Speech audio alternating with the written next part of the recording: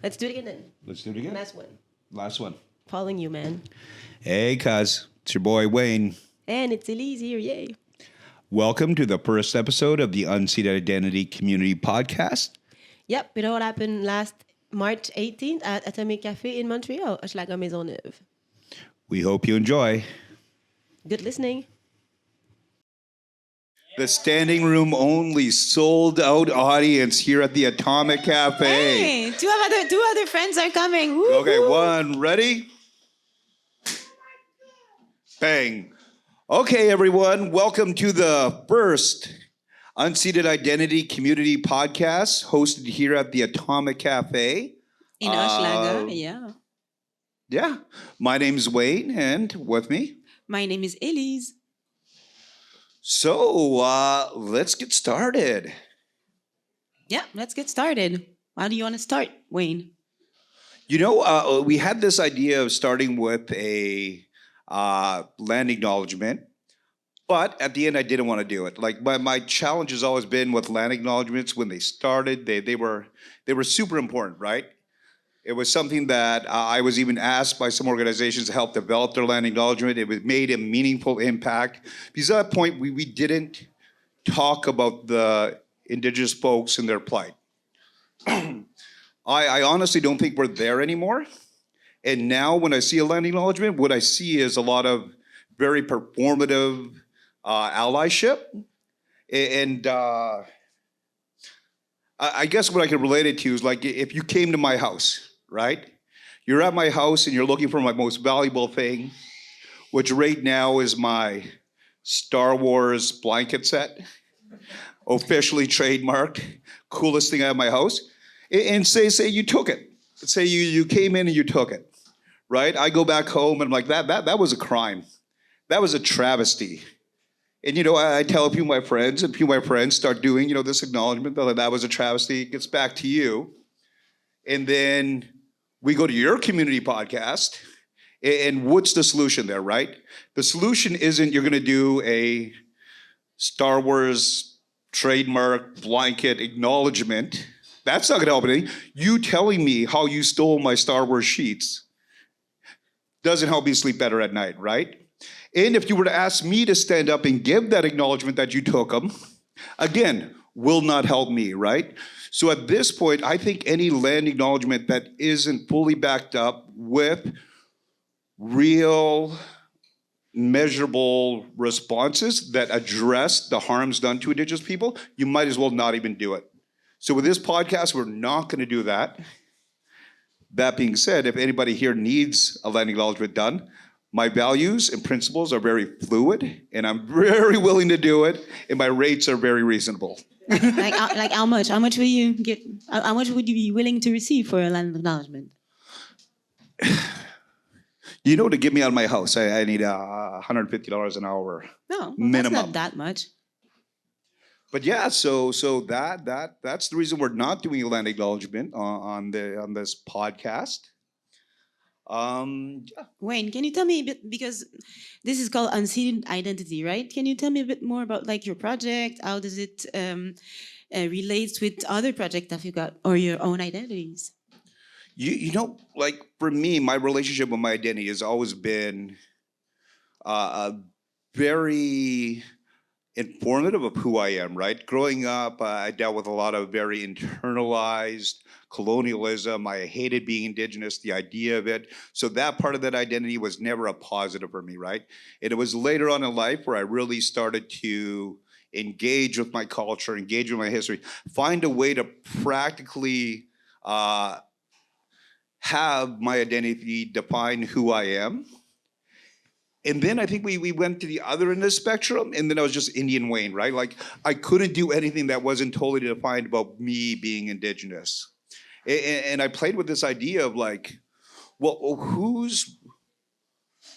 who has ownership over my identity, right? Like how can I have a situation where I can talk about how I see myself, how you see me, and like the land, right? It's unceded. I never gave that right up, so I should be allowed to have the identity I developed, that I ascribe to, right? And that's something I'm hoping we can talk about here, right? Because I think we all have an unceded identity. We all have the means to define ourselves the way we define ourselves, right? And I'm sure there's some limitations to that we can talk about. There's definitely some benefits of that, and there's some drawbacks of that. So in a nutshell, that was the idea of having an unceded identity, and what we want to talk about today. Yeah, that's awesome. I mean, I can definitely relate with having an unceded identity. As being a mixed race person, it was always like people would tell me, "Are you really black or are you really white?" And it's like, can I just decide it for myself, please? Can I just self-define myself and say I'm black? Also, I've been code switching, which is an interesting concept because since I'm half white, half black, I can use the white codes when I need them and the black codes when I need them, which is an interesting things that mixed race people can use. Absolutely, and I think it's perfectly fair. Like the thing is, our identities are allowed to be fluid, right? We're allowed to find ways to find ourselves that work for us in any sort of situation we're in. So, like with Indigenous folks, right? It's we've had a big explosion of pretendianism. People claiming that identity. So if what I just said held true, what's wrong if somebody who has no Indigenous lineage starts identifying as Indigenous, right? Is there a limit? Because it's not about blood quantum, but maybe sometimes it is. And that's another thing that I definitely wanted to explore in this conversation. Awesome. So why did you choose a live podcast? You were talking about that before. You're like a performing artist, aren't you? This idea of performance art is something a friend of mine sent me a message and asked me if that's what I was doing, and something kind of snapped. I think so that's what this is, right? This is about putting myself out there, bringing friends of mine along, having these conversations in a way that hopefully spurs more conversations, more introspection, more of this community idea of spaces where we could have this conversation, where we can feel safe, comfortable, where we can feel like we can contribute to it. So, I know there's no camera on the audience, but for those of you who's watching at home, we're like standing room only. There's so many people. From like 6 Oh o'clock, my they had to God. like turn people away I'm like, at the "Ooh." door. So It's really intense here. So moving It's like forward, warm and I stuff. I'm think like, I we're think gonna I'm gonna have to take do my it. my shirt off. Right? It's so warm. so Anyway, so community podcasting. community We're- podcasting. What does it mean? I mean, we're in a cafe right now in our neighborhood because that's how we met, right, Wayne? We went at the bar, right? But we also met at the bar of the neighborhood. Well, I think this is where the idea of one of those great ideas of podcasting happens, right? How do you take those conversations that happen around, a coffee at a cafe like the Atomic Café? How do you take those conversations that happen at a local pub, right? How do you take those conversations and share them with your community? I think there is definitely a virtue to that. I think the idea in itself is great, but somewhere along the line, we had a bit of a change, right? We had the Joe Rogan experience, literally, right? We had podcasting going from people talking about something that they were really involved in to really being a receptacle for like some of the worst incel white conservative garbage, right? Like we really see now the main podcasts you see are for the most part white dudes sitting in their basement talking about how horrible everything else is, right? And for me, I've always had this love of having these conversations out there, but how can we do it in a different way? How do we not be two white guys sitting in a basement or a garage? And how are we how can we come to two people who are sitting in a sold out crowd at the Atomic Café and talking about these identities with the community, right? We want our community to come out. We want our community to be a part of this. At some point, we're going to be taking a pause and we're going to have some one-on-one conversations. We want you guys to throw out some ideas at us and we can discuss that, right? So we can also be very on the ground and responsive to what the audience tells us. Yep, that's awesome. So it's the first time we do that together. But do you think there's gonna be other events like that where there's so many people? We might have to find a bigger venue. It's obvious that there's such overwhelming Success. success, and but maybe we'll Yeah, still well, use the space. But I still love the idea, right? Like I still think there's something to it. And today is our first one. Like we're gonna make mistakes. We're gonna find out that maybe Tuesday at 6 o'clock is not the best time to be hosting the Unceded Identity Community podcast, right? So I'm excited for where we're gonna go from here. awesome, awesome. So yeah, thanks for presenting everything and explaining us your views and thoughts about land acknowledgement and opening the conversation on different topics. I would like to suggest that we start to talk about who we are. So who are you, Wayne? Again, that's a really, really big question. But what I can share with you is a project that I've done over, well, it's really been the last few years, but this last winter, I finally went through with it. And that was to do a DNA test for myself. And let me start by saying, we know how flawed corporate DNA test structures are, what it could possibly mean, why we would do it. And for me, it was always a joke, right? It was like, you have so many people claiming identity, and, it's one of those questions like, I mean, can they prove it? Like, how do you prove it? How do you prove you have that indigenous? And like, well, maybe we could use these DNA tests. But the idea for me, somebody's indigenous to do it, it just seemed ridiculous. It seemed like a waste of money. But then I was like, why not? I have had worse jokes carried out longer that cost me more than the $70 I paid for my DNA test that I did. And the results were actually surprising, right? It really did bring up different things I wanted to talk about, different way of seeing myself. So for one thing, my father didn't know who his father was, right? So there was 25% of me that I just didn't know. So for that reason alone, there was going to be some information there that'll help me have a better idea of who I am. The other hope there was like, after growing up being so conflicted with my indigenous identity, so it being actually a very harmful factor for a while, right? Like having so much internalized colonialism that I didn't like being Native. Like, what if I'm not? It's like when you go to the airport and they ask, like, do you have a gun in your bag? You packed it, you're sure, but like, what if you did? Right? Like you never know. So what if I was adopted? What if all of this indigenous trauma I grew up with was a mistake? What if I was all settler, right? Like, would my credit score go up? Would I not have to have lived with all the trauma I've had within my family, within my community?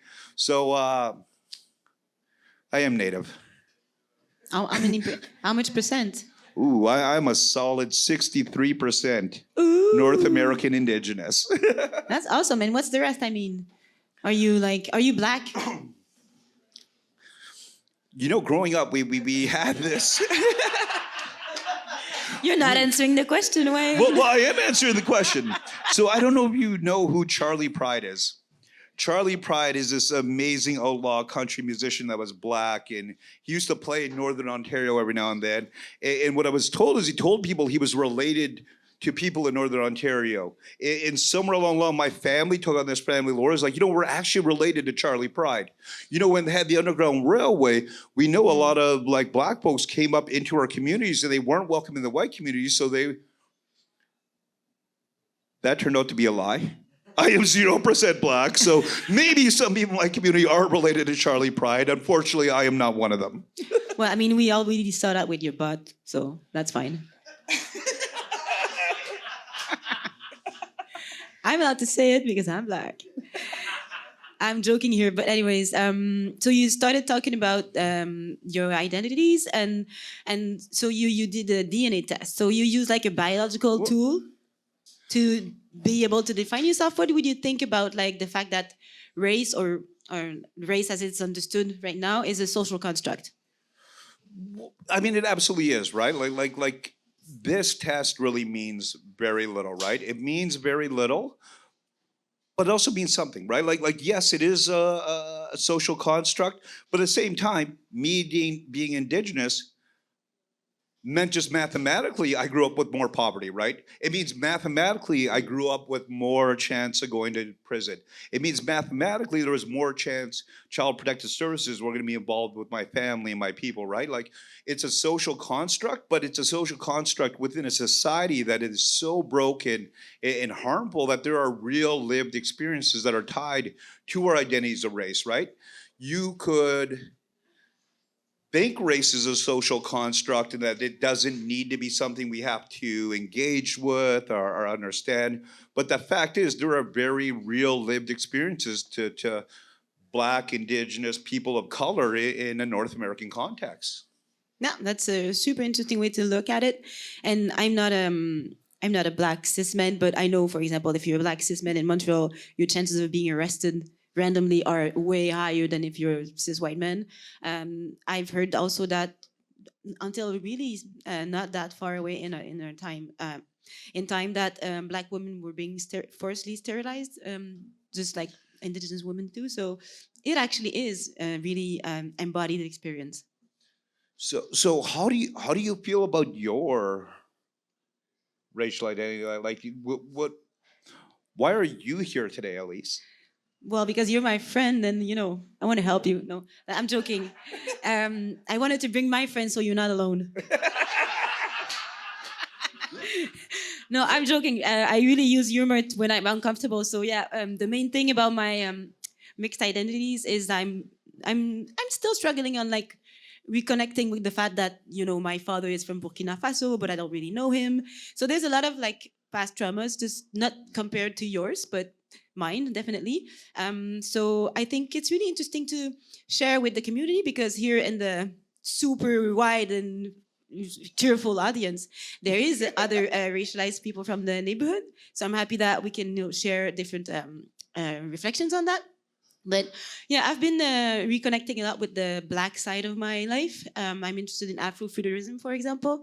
I have a cap that says Red Future because I think black and indigenous need to get together because the world is going to end. And if we don't get together, we're going to die. So it's really easy, right?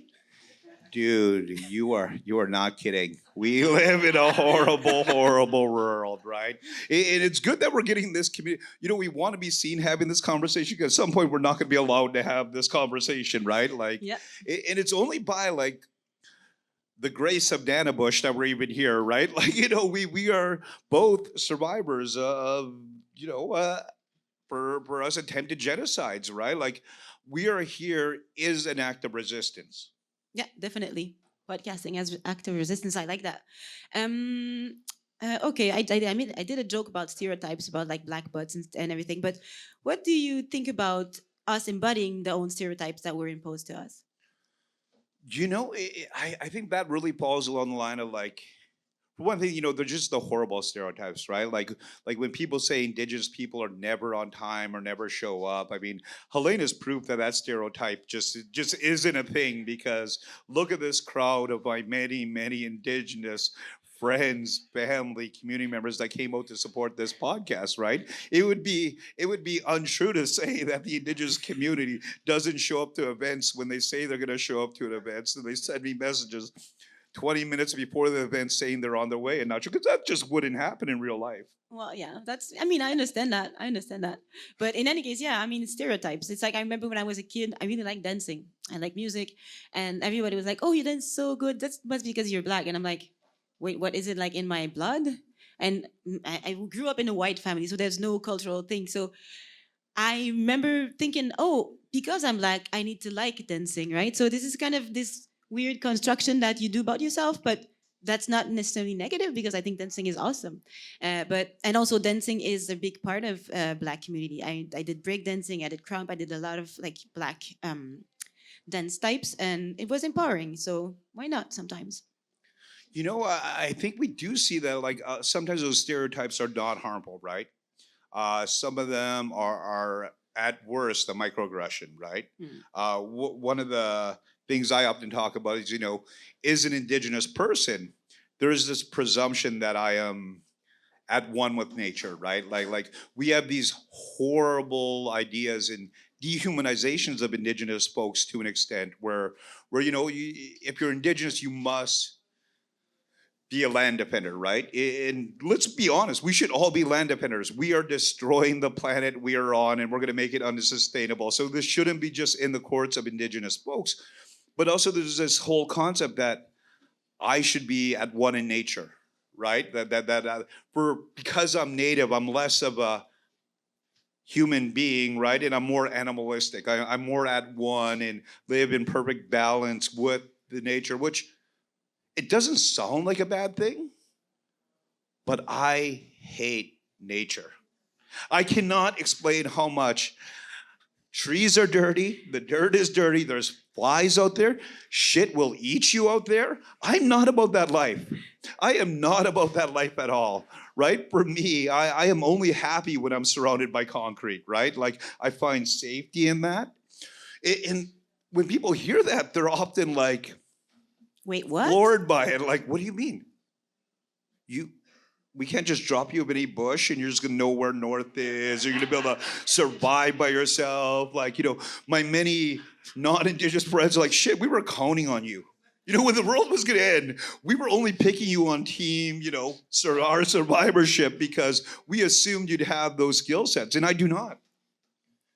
And I do not to an extent where, like, for a lot of my life, I actively worked against it, right? I'll talk about a story of a partner I had, and we met a few months before my birthday. And for a lot of you know how big deal my birthdays have been lately. Wayne's Day. Bit of Wayne's Day. You guys should all Ooh. come out to the next Wayne's Day. They're always the biggest event of the year. Um, but I hated camping. And when you're in that stage of a new relationship and you just want to be pleasing, so she's like, when's your birthday? And I told her, she's like, oh, that's the exact same birthday as my best friend. We go camping every year. My brother, like, you like camping, right? I was not in the Wayne seating control over my identity kind of space. I was like, oh yeah. I was in the Wayne want to please my partner kind of. I love camping. For 3 years we were together. Every Wayne's Day, I had to spend it in the bush. I had to spend it being eaten by flies. I had to spend it with no indoor plumbing. That's not cool. That's not buddy. That's not friends. But it was one of those things where they just assumed that I was Native and I must love camping. And for a while, that was a joke, right? Just Wayne is the one Native guy that hates nature. But I think it was more than that, right? Like, growing up, we were very socially and economically disadvantaged, right? We were very poor. We were probably as poor as you could be in Canada.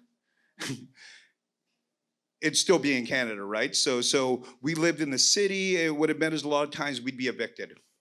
And a lot of times when we were evicted, we didn't use the term homeless, but we'd become homeless as a family. And more often than not, if it was a summer and we didn't have to go to a school, we'd go to our relatives who lived out in the country, and we'd set up tents in their backyard. So for me, that connection with camping, as much as a lot of jokes, it's also the connection of that childhood trauma of not having a house and being forced to live in a tent, right? To being forced in today's world in Canada, my family was forced to live in tents in people's backyards because we didn't have shelter, right? So that was another thing, right? In knowing that, not knowing how to frame that, not knowing how that was going to play into my identity, it really became a joke. So for a long time, that joke just was, I hate camping because it's dirty, gross, and it is dirty and gross, and shit will eat you out there. I don't know if you know this. The bush is not a safe place to be. Thanks for sharing that. But yeah, true. Like, flies, that's how you understand the power of numbers, right? One fly, that's fine. 10,000 million of fucking flies, it's not fun, right? Dude, if you've ever been up north with the black flies, and I know Helena knows black this. flies. Oh my God. They come out and you get a cloud. It's like those cartoons. I don't know if you're from the city, if you actually know what the north is like. You eat them, but like not on purpose. Yeah, they're just all over the place all the time. Anyways, flies. So for you, Élise, is there any like other stereotype besides your dancing that you feel has impacted who you are right now and why are you here? Or Yeah, I mean, there's a lot of, I mean, I have a lot of anecdotes. And since I talk a lot in my life, all my friends, they all know these anecdotes. But I'm going to tell it to the new people that don't know me, that are so To many the hundreds there. in attendance here at the Atomic Exactly. Cafe. I mean, just easy. Like last week, I'm at the bar with my friend Cynthia, who's there. Hi, Cynthia. And we talk and we drink and whatever, whatnot. There's a show, it's fun. And then this white guy comes. And he's like, oh, nice. And he touches my hair. He just touches my hair. And I'm like, what? Why are you touching my hair? I have Afro hair. And he's like, well, I think it's pretty. What do you take it so seriously? I'm like, and then I need to talk about race. I need to talk about how I'm racialized. What does it mean? I mean, this is my job. I get paid to do it. If you want to take a contract, please let's talk about it after, not in the bar when I'm having fun with my friends. So that's a really easy example. But at the same bar, there's another Black woman, and often people think we're the same person because we're all the same, right? We all look the same. So. I don't know. For me, it's complicated to navigate because you always have either you have to ignore it because fuck that, you have to go through your day and work and whatever, or you have to be the one responsible for educating white folks that are like, but I come with in good faith. I'm like, yeah, well, take your faith, put it online, read. I don't know, do something with it, but don't give it to me as a job, right? I think I find the same thing, right? Like, it usually means if you're out with me and if I'm not with my BIPOC friends, I'm the downer, right? I'm either gonna be the butt of my own jokes and use this sort of self-defacing humor to like try to address the fact that I'm not surrounded by my community, or I'm the person that has to call everyone out, right? Like it really becomes, the onus becomes on me as the person there to turn what could have been a fun night into one of these, right? Into a podcast, into me sitting at the bar and then talking for hours about how horrible all those settlers are. And believe me, they're horrible. They are possibly the worst. But like it becomes less about me wanting to be in spaces where I could share, again, it's loses that idea of the unceded identity. It becomes like now it manifests that I have to be the person, right? I have to be the person that takes that on. I don't get a choice, right? Because visibly, I'm not white. Yeah, I understand that totally. And I like the fact that we can be together and, say that all white guys look the same. I love it. They all look the same, right? They really do. Like I'm looking out here and I counted like 3 people, but it's only because there's 42 white guys and they just look like they replicated themselves. Anyways, do you want to share a funny story about microaggressions? I know it's not funny, but anyways. Did you have one in mind that you've heard, or do you want me to go to my list of funny microaggression stories? I mean, if you have a list of funny microaggression stories, please be welcomed. One that springs to mind is, when I moved here to Montreal. So one thing when I moved here to Montreal, this is really, really engaged with the Indigenous community that wasn't specifically my family, right? Growing up with so much internalized colonialism, having all those structures with my family and pains, and we were Native, right? There was no not being Native, but it didn't mean I had to overly engage with my community, right? And the work I do is I worked in the social services, so I worked with recent immigrants and refugees, right? I wanted to work with the one community that wasn't my people. Moving here to Montreal, I had this opportunity that was so far away from my community. I'm like, maybe now I can explore what it means to be Indigenous. Maybe I can start working with the community. And I started to be much more open about talking about being Indigenous. I had this really amazing apartment on the plateau. What? You were able to afford that? Oh, this was like 10 years ago when Montreal rents were actually affordable. Oh, yeah. But at this apartment, my 3 other roommates were all from France. I was going to say that, but I don't know. I was like, I don't want to be racist and stuff. Sometimes it's not a microaggression, it's just a reality. If you're on the plateau, there's gonna be a lot of people from France. Yeah, I know, yeah, Nouvelle France. But I had this apartment, and for the most part, my roommates and their friends, because we had such a big beautiful balcony would come over, and they were so nice, and they would ask me some questions, and always very well natured questions, but the one that stuck out every single time was a lot of times when people came to visit them because we had spare rooms, they would come immediately to our apartment. So somebody would leave France, get on the plane, fly to Montreal, get off at Pierre Elliott Trudeau Airport, get on to a cab, take that cab down to our spot on the plateau, and they'd come in, they'd walk up, they'd see me like, oh, you're the Indigenous roommate. I heard you don't pay taxes. Who the fuck told you on the fucking cab ride from Pierre Elliott Trudeau? Because you said you've never met an Indigenous person before. You've never had any connection. Who told you on that cab ride that for some reason I don't pay taxes, right? Like, and they weren't saying it to be rude, but it was just like, this is an overwhelming notion of what it means to be Indigenous. And somebody who lives, works, I don't know, in the city, I pay all the taxes you do, right?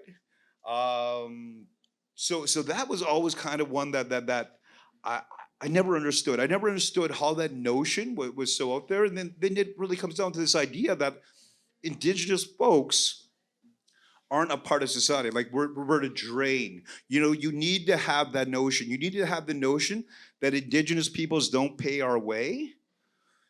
And that's how you can sort of reconcile with the fact, like, oh, well, that's why, they don't do so well. Like, they're not paying taxes. They're not actually part, and it goes back to like the ideas around the land acknowledgement, right? Like, if you could frame it where Indigenous peoples are a drain on society instead of being the peoples who this land is owned by, right? Like, the land also was not ceded.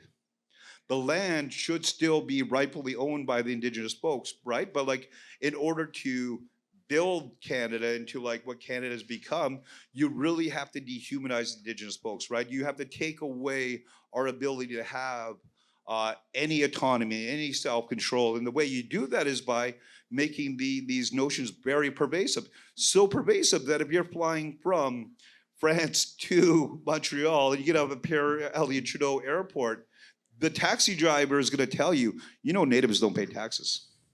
You know that when you go to that fucking house and you meet Wayne, know that guy does not pay his fair share. Yeah, that's a microaggression that I imagine happens all the time. When you were talking about that, I thought about microaggressions I live really often. Is as you can hear, I'm a French-speaking person, so when I meet new people, they really often they ask me to viens d'où, so where are you from? And I'm like, Sherbrooke, because I was born and raised in Sherbrooke. But then they're like, but really?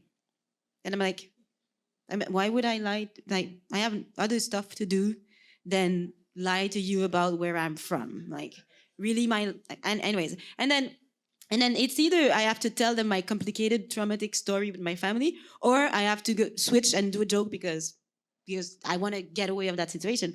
I've been really good at doing jokes, by the way, because of that. And another thing that happens all the time is that I really like summer because fuck winter. And when it's really warm, I'm happy. I'm like a little lizard. I'm like, oh, it's nice. And people are like, oh, you must like, warm climate because you're black. And I'm like, well, I was born in Sherbrooke, but there's no link between my blood or the color of my skin and me liking warm stuff. Anyway. So, and if not, I proved the complete opposite because I hate the cold, right? Like, my people came here on the land bridge. They've been acclimatizing this climate for thousands of years, right? I do not fuck with the snow. I do not fuck with the cold, right? I need more global warming. I'm like, instead of that Indian that cries in your litter, I'm the one that like, woohoo! We need more of that. We need to bring hairspray back. We need more aerosols. That's because you got a lot now in your hair, right? You have hairspray now. Dude, I can smell it. We need that.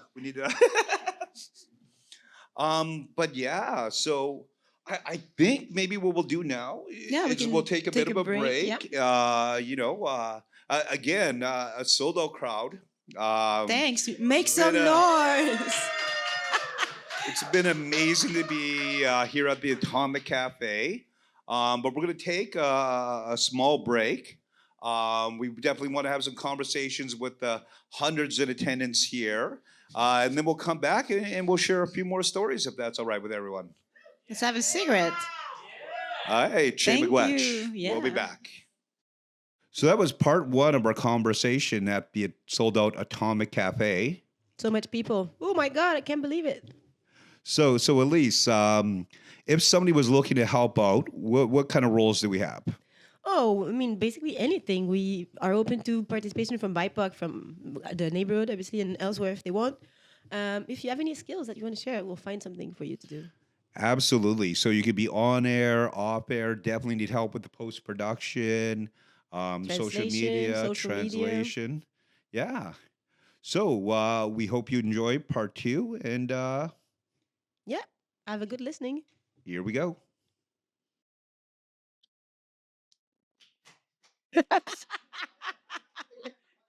Go. And welcome back, everyone, to the Unceded Identity Community Podcast. Yeah.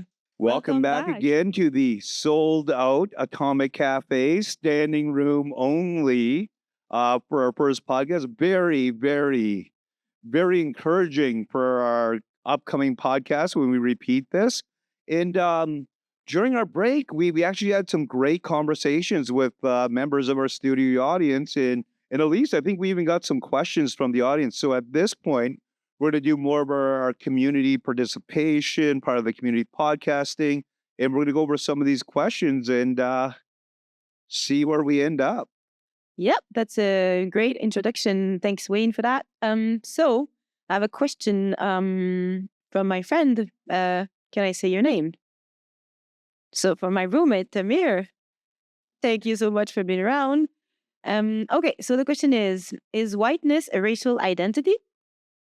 And if it is, how is its role different in the constellation of our coexistence as humanity? So, Wayne, is whiteness a racial identity? No. No, I mean, without question, it is, right? Like, and I think this is a challenge we all have, right? It's easy to talk about identities when our identities are always like why it sucks to be us, right? Like, we never look at identities, and for a lot of good reasons where we're, can't be too proud to be white. That becomes a bit problematic, as we all know. But there's nothing wrong with an identity being like, hey, I also recognize the privilege I have in this identity, right? Like, is a racialized person, I very much have male privilege, right? Like I'm a big dude. A lot of things that are gonna be a part of my lived experience are not the same lived experience of queer, of other genders, right? Like I very much embody a cis male identity, right? So to have that identity inherently in itself is not an issue, right? It's to understand that part of my identity, there is privilege to it. There is a reason to look at that identity, to own that identity, but hopefully understand that with that identity, I'm using my privilege in a good way, or knowing when just to shut the fuck up, which is Not happening often. not happening often, right? But when I'm not shutting up, that's the Indigenous identity that's coming out, and definitely not the 25% British identity. Yeah, well, it's an interesting question because we always it's like as if like whiteness is the neutral, it's the norm, right? So what is not white is not normal or it's racialized. So it's interesting to think about whiteness as a racial identity in terms of recognizing that this one is particularly privileged. So I think flipping the not the coin, but flipping the notion of race as a social construct. I mean, white identity is socially constructed. Is privilege is and there's more money when you're white. You get less violence from the state, from the police, from basically everything that is violent. So and you also, if you're white, you can be the one perpetrating the violence. So if we can recognize that as a race or a racial identity, I think it would open new possibilities. I don't know. I'm not really, my thoughts on that are not really concluded or, anyways, yeah.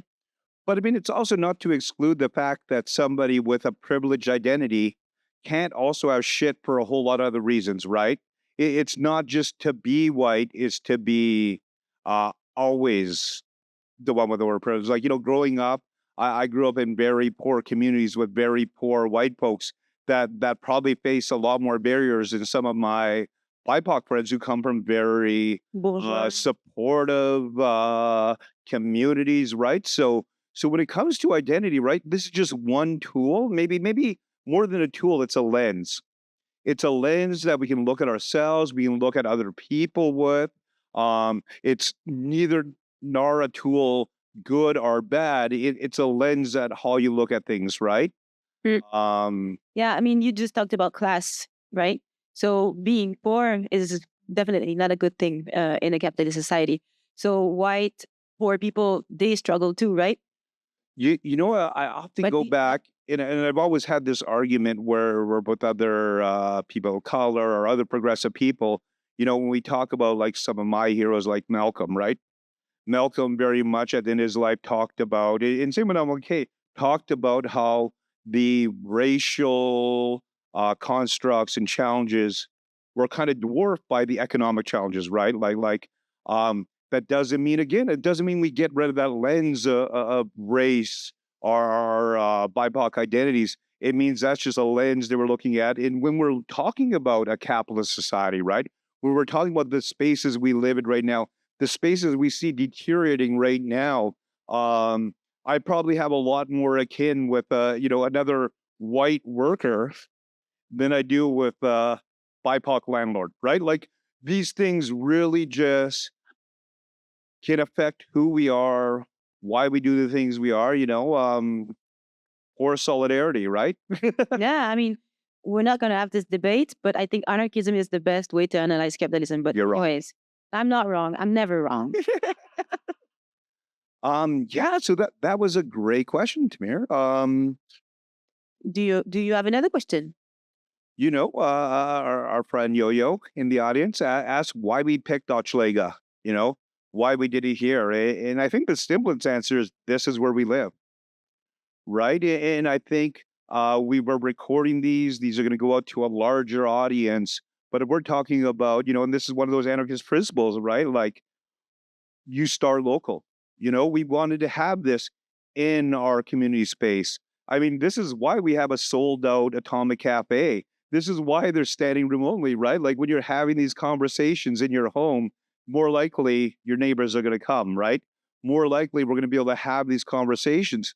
Um, so one of the things I didn't talk about yet is when we were talking about my DNA test, I wanted to show it in a funny way. And there's this horrible notion of a gender reveal, right? These very binary ideas of childbirth. And I'm like, somebody who's just getting my DNA results, maybe I need a racial reveal. So we had a racial reveal party in a neighborhood pub, right? And we were so, it wasn't as many people that came out to this event, but we had a lot of people there. Yeah, it was But fun. but but that wasn't the most surprising part. The most surprising part was there was a lot of people that weren't there for the racial reveal, and I can't tell you how many questions or comments I got from people that weren't a part of that were really piqued by this idea of a racial reveal. Since then we posted a video about it, and I've had people that I have little or no connection with reaching out to me, being like, what do you mean about the racial reveal, right? It's something that piqued the interest so much, and it's really the reason we were here. Yep. Right? Originally, we were looking at doing an Indigenous sensitization session for the community here, but after those conversations a few weeks ago, we thought, like, let's use that, build upon that momentum, and let's have an event in the community to talk more about racialized identities within our community. Yep. And to build on the context, we were thinking about, okay, fuck that shit. It's really us. It's awful these days because the news is completely devastating. There's a rise of fascism, like fucking Nazis are on TV and they're accepted. So what can we do about it? I mean, we talk about it when we drink beer and we have fun, but what kind of act of resistance we can do in our neighborhood where we live with our own identities to, get together, try and create some safer space for racialized people in the neighborhood. So that's what we're doing tonight. Yeah, and I can honestly say in the decade I've lived here, we've seen a growth. I've seen a growth. I mean, I'm sure there was other indigenous folks here before I showed up, right? Like, You think so? back in the original Hochelaga days, there were a few of us here. Um, but since I've been here, and I think it's because community spots. Like when I remember one of my first conversations with you was not the exoticized. You was like, "Holy shit, another person of color." In our first interaction was me joking about how crazy it is that we go to a bar that used to be Only white people. And very now it's white and now completely not the case, which is communities they built themselves by like getting together, meeting each other. People have sex with other people. Communities they build themselves. Anyway, Hochelaga is a very incestual community. I'm joking, but anyways,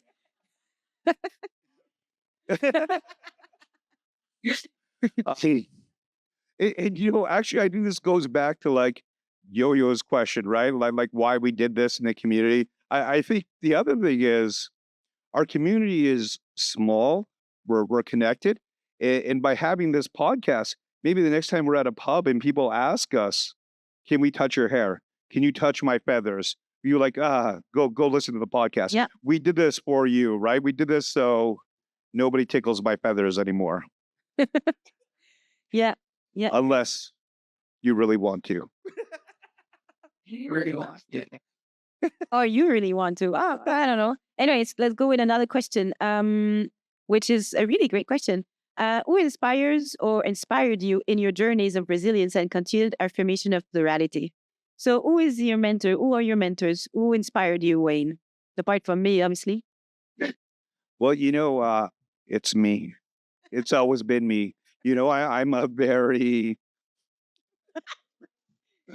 I'm an egomaniac. So really I'm doing this because I like talking about me. You know,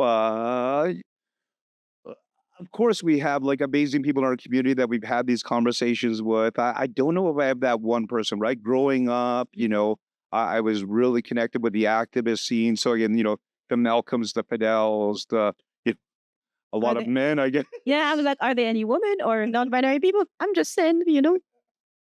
Um, but it brings us to why we're here, right? It brings us to who we are. But what about you? Who are the people that really brought you here today, Well, I mean, besides me? yeah, besides you. I remember growing up, so I grew up in a white family, so I had no model. Like in my family, I was the only black folk.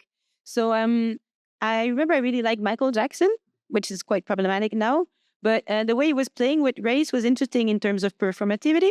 Um, Anyways, so Michael Jackson. And then at some point in my life, I wasn't an anarchist. I was more for peace and stuff like that. And so I thought Nelson Mandela was a nice person. I was like Martin Luther King kind of vibe, which is I know problematic, but anyways. So yeah, and mainly black men. And come to think about it, it's interesting how there was no black woman in my imaginary when I was a kid. So there's a saying, no, right? That you have to become your ancestors' wildest dream, right? So um, I don't want to become a model, but if some black girls from the neighborhood see that black girls are on stage and talk about their race, their racial identities, maybe it's going to help them, organize their thoughts and have like different discourses and different models. In our first segment, I think synthesized this one statement that's jumping in my head right now, and that is, podcast is resistance.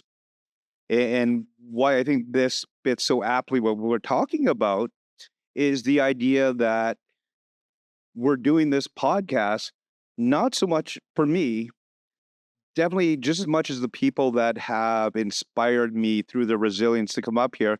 There's a whole lot of assholes who annoyed the shit out of me. So part of the resistance is I want to talk about this because they annoyed me so much, or they said such horrible things that like I want to have this conversation in a bigger space, right? Like I want to be able to resist that racism, even from friends, right? Like sometimes it's a microaggression. Sometimes they just don't know, right? Sometimes it's that ignorance, but not even ignorance in a way that they want to be hurtful by it.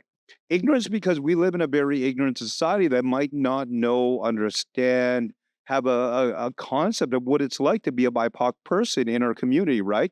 They might say stuff that becomes very harmful to us, to other people of color. And one of the things that I think we've always had a kinship is we're loud people. We almost never know when to shut up. We actually ask the whole room full of people to come and watch us have a conversation, right? We are that toxic with it. So maybe we also have that onus to have these conversations because there was a period in my life where I would not do this, right? There was a period in my life where I would hear something, vile. I would hear something that attacked me, and I wouldn't know how to talk about it, right? So that resistance is now that I'm in a space You have a captive audience. where I have a Wayne shirt, I also feel like I need to talk about what Wayne would do, right? I need to find a way to share this kind of information. And I'm so glad you guys came out to have this conversation with us because I think it's really important. Yeah, and for me, it also is part of like popular education kind of perspective because, as you said, when you don't know, right? So it's fun that we have these talks and since we have no money, we have no conditions. So it's great. We can say what we want, how we want it, in the context we want it. And so for me, it's part of my activist practice. I know you were an activist and I am too. So it's really cool that we met and then we can talk about racism among other stuff together. And it's also, again, we go back to this concept of community, right? We go back to this concept that we're here to have serious conversations, but we're also here to have fun, right? We're here to joke about our experiences. We're here to hear about your experiences and, hopefully one day come up and join us up here, right? Like the idea has always been to have more community participation in these conversations. Yep. And maybe we can conclude on like the concept of the podcast, right? What if, oh no, maybe we can talk about the stage. What do we have on the stage? There's a flag. Do you want to talk about the flag? Yeah. It's kind of funny.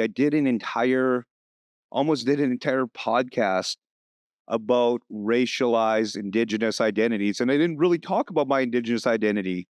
I'm from the community of Big Anishinaabe.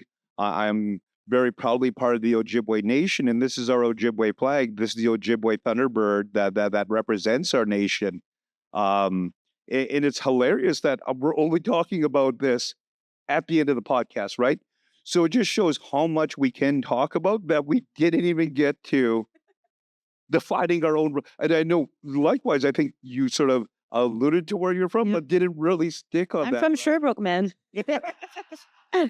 Which is a horrible identity to have. I don't know if you've ever been to Sherbrooke. I mean, it's not Longueuil, which is much worse, but Anyways, so we have the flag on the stage, but also I brought a piece of cloth. I don't know how to say that in English, but en français on dit des pagnes. So it's coming from Burkina Faso, where my father is from, my biological father. So when I went to meet him in 2006, I brought some pang back. And in these culture, when there are political events, they print it on pieces of cloth. So this one is for the International Rights of Women's Day of 2006. So I thought it was important for me to put it back there. And then the last thing I have on is the kapia. Yeah, because Free Palestine. Free Palestine, right?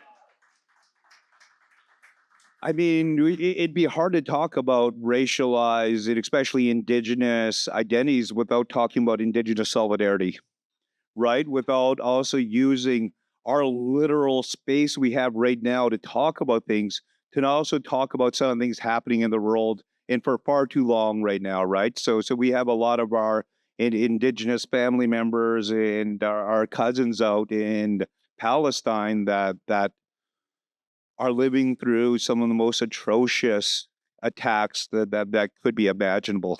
Yep. Okay. So let's conclude on what's the next step. If you want to do a podcast, can you do a podcast too? Well, like that was the thing, right? Like we have very few, like we both did parts of podcasts, but for me, this is my first our podcast, right? And the thing is, we didn't need much, right? We have a stand with a camera over there. We have a Zoom recording device. We have a tablet that's catching us here, and like that's all the tools we needed, right? The only other thing was again selling out the Atomic Cafe was very Mhm. useful. And, and we have good friends too that are helping us. And good conversation. I mean, that's always what we hope to do, right? To have a space where we could talk about things, where we could share these ideas. And the fact is, it did not take a lot of resources. Yeah, because we don't have any resources anyway. No, but I want to say thanks to Hardship is the what is it, the mother of invention. Oh yeah, definitely. So thanks to our friends that are helping us. You know, and maybe before we wrap yeah. up, we can talk about some future ideas that we've had for podcasts, and we hope that everyone that came out tonight will come back and join us again. I think after we do some of the post production, after we create a product from this, that you know, I feel already confident that I'd want to do this again. But in our conversation we had in the break was, wow, we shared a lot of our stories. On where do we go from here? Like, do we just keep having the same conversation about our own identities? And I think we had a good idea. I don't know if you wanted to share Yeah. one of the ideas we had. Yeah, we had many ideas. One was to talk about allyship, right? What does it mean to be an ally? Because it's an often asked question. But we're not going to do that for the next time. For the next time, we're going to be more sexy. Oh yeah. Yeah. Hochelaga sexiness. We're going to talk about dating while BIPOC. So we don't know the date, we don't know the place, but the idea is that you can bring your date or your dates. Polyamorous is also valid. So Got to make sure at least somebody in the dating relationship is BIPOC. yeah. Yeah. Anyway, so the idea is that we're going to talk about what does it mean to be a person of color while dating. Yep. And absolutely, it might be more of a opportunity for people to come up, right? Like, you know, we have our two chairs. This is our first time doing this, but we really hope in the future that we'd have more people that might want to come for the first part, listen, and then maybe want to come up for the second part and share their stories, right? Also be a part of this podcast. We by no means wanted to have any complete ownership of this. The idea, the intention, I don't think was ever that me and you would be the only two people. It was only you, right? It was only me. And I hate sharing the mic, but you know, every once in a while we make concessions. And one of the concessions I'm willing to make is to have other people join us. And I also must give a shout out to some of our allies who are doing the technical work for us, right? That's Yeah. Thanks. Emily, Thanks, Mark. and Emily. Thanks for being there. Uh, really thankful for the space. The Atomic Cafe has been amazing to us, allowing us to come up here. And I think that's it. Is it? You know, I think that might be the end of this podcast. So once again, you know, a big chimagwach to all of you for coming out and being a part of this. We really hope that you'll join us for upcoming episodes. If you're listening to this outside of our again sold out studio audience, please come look for Unceded Identity on all social media platforms. We're probably not going to be there, but maybe we will, right? So reach out to us if you want to be a part of the next event. Reach out to us if you want to make your own event. I'm more than willing to share the construction that went into this. We want to see this happening more often. You know, we want to see more people come up and do this kind of thing. I think it's important, and I think it's a good way to share ideas, thoughts, notions that we're already doing this, right? Like I can't stress this enough that like I look at the people I know in our studio audience.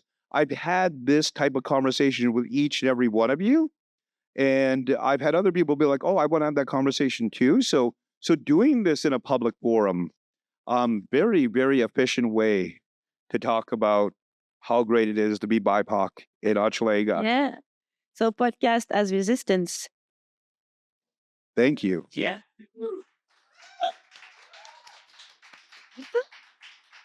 Yeah. Okay. Merci. Vous êtes trop cool. And we're done. Hey y'all. Thanks for watching our pretty faces for the first episode of Unceded Identity podcast. Yeah, that was quite fun. If you happen to be watching this before our next live event, which is going to be April 25th at Atomic Café again, we have a really, really fun theme. We're going to be talking about dating. while being a BIPOC person. So please come down, share your stories, your experiences, and we'll have another fun time. Yep. See you next time. Peace out.